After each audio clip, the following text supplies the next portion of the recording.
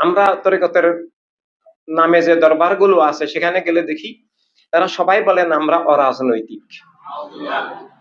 আবার একটা ইসলামের দিক থেকে সেটা বলেন, আবার দেখি তারা বস্তুবাদী, জাতীয়তাবাদী, যে কলেমার বিপরীত মিথ্যার রাজনীতি, সত্যকে উৎখাত করার রাজনীতি, মানবতাকে উৎখাত করার রাজনীতি, তারা সেখানে জড়িত। তাদের এমন কোন পীর পৃথিবীতে এখন নাই যার মুরিদরা ম্যাক্সিমাম বস্তুবাদে যুক্ত নন, জড়িত নন। বাংলাদেশে আমরা দেখি যারা ইসলামের আসল ধারা আহলে সুন্নাত ওয়াল জামাত বা সুন্নি দাবি করেন, একাধিক উপায়ে সেটাকে কলুষিত করেছেন। তারা প্রায় সবাই রাজনৈতিক। আবার তাদের মুরিদরা বা তারা নিজেরাই তাদের খানকাগুলো, মাদ্রাসাগুলোতে যখন কোনো সভা সমাবেশ হয়, সেখানে বস্তুবাদী মতবাদের লোকদেরকে, বাতেল জালেম শাসক গোষ্ঠীর লোকদেরকে অতিথি করে তাদের মতবাদের অংশে পরিণত করেন।